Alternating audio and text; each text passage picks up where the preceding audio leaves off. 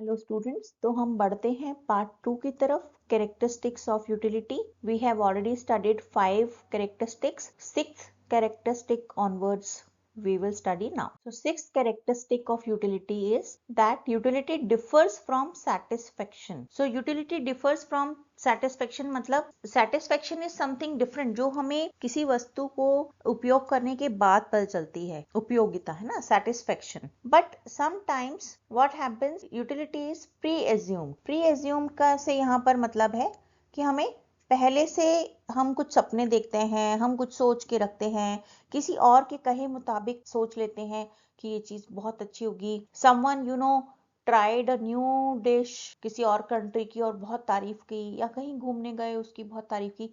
So others will pre-assume that this particular place is very beautiful. This particular thing is very beautiful. पर मैंने क्या बताया पहले characteristic में, that utility is subjective, it will change, it will depend on person to person. Utility is relative, वो किसी context में होता है कि हमें वहां जाने में कितनी परेशानी हुई या नहीं हुई। हम स्मूथली पहुंच गए, कोई दूसरा गया तो वो बहुत परेशान होके पहुंचा, या उसे वो देश बहुत खर्चीला लगा, या उसने कोई चीज टेस्ट की, हमें तो बहुत पसंद थी, हमें मीठा बहुत तेज पसंद है, दूसरे को बिल्कुल नहीं पसंद है।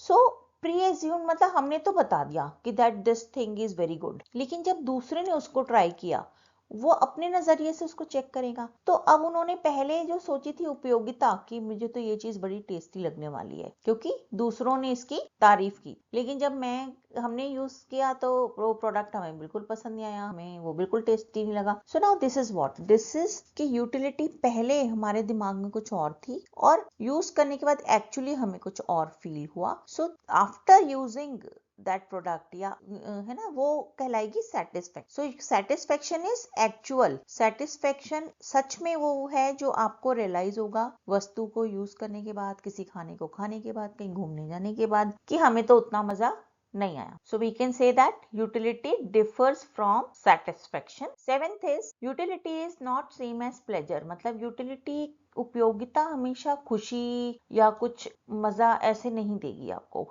Sometimes a negative thing can also give you a utility, like injection may be painful, some surgery can be painful, punishment can be painful, but medicine can be better in taste. कोई चीज जो आपकी अच्छाई के लिए की जा रही है तो वो अच्छाई उसकी उपयोगिता हो गई, उस सर्जरी की उपयोगिता है कि आप ठीक हो जाओगे, बट उस समय आपको बहुत दर्द हुआ। तो utility is not same as pleasure, इसको आप खुशी या मजा ना समझें, ये नेगेटिव भी हो सकता है जो फ्यूचर में आपको शायद फायदा दे। Eighth is utility has nothing to do with moral significance, मतलब उसका अच्छाई से सच्चाई से कोई लेना देना नहीं है। Knife can be used for chopping the vegetables also, and और it can be used to scare someone, किसी को डरा दिया उससे या किसी को ब्लैकमेल कर दिया। So for negative use also the same equipment can be use. तो इसका मतलब ये नहीं कि उसकी उपयोगिता नहीं है, उसकी उपयोगिता कई तरीके से हो सकती है। Now it will depend on that person कि जो उसको यूज कर रहा है वो कैसे कर रहा है, ठीक है। If they are using it for a negative purpose तो भी वो उपयोग तो कर रहे हैं ना उसे। सो utility has nothing to do with morality. Okay. Ninth is utility is the basis behind creating demand, मतलब यही वो आधार है जिसके बेस पर कोई भी चीज बिकती है या मांगी जाती है। जैसे खराब सब्जियां अगर कोई लेके बैठ गया मार्केट में, so no one is going to buy the rotten vegetables, कोई नहीं खरीदेगा क्योंकि उसकी उपयोगिता खत्म हो गई। You have ordered something and you found it got delivered in a broken situation, तो अब वो टूटी हुई वस्तु आपके लिए कोई उपयोगिता नहीं रख रही है। तो वो कोई भी वस्तु तभी बिकेगी या मांगी जाएगी जब वो किसी को यूटिलिटी देगी, अगर उसकी यूटिलिटी खत्म हो चुकी है ऑलरेडी किसी भी रीजन से, है ना। अगर कोई चीज गर्म होनी चाहिए, जैसे coffee has to be hot, coffee has to be hot, cold coffee has to be cold, अगर उसमें वो टेम्परेचर नहीं है इट मीन्स उसकी यूटिलिटी खत्म हो गई, तो no one would buy it. So it is the basis, वो आधार है किसी चीज के मांग के लिए, मांगे जाने के लिए। 10th is it can B multipurpose, utility कई तरीकों से हो सकती है एक ही चीज की। Like candles can be used for candle light dinner, they can be used for decoration when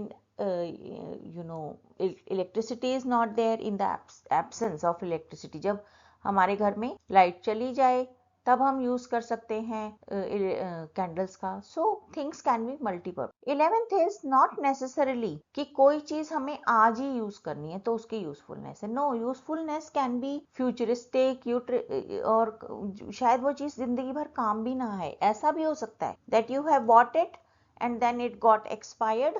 जैसे कि medicine, we all everyone keep some few medicines which are multi-purpose, or which can be consumed without consultation with doctor, है ना. तो जैसे headache, some basic medicines we keep always, है ना. तो अब मान लीजिए in during that duration you have not suffered with headache, so the medicines will get expired and you need to throw them. So if you will throw them, इसका मतलब ये नहीं है उसकी उपयोगिता नहीं, उसकी उपयोगिता थी.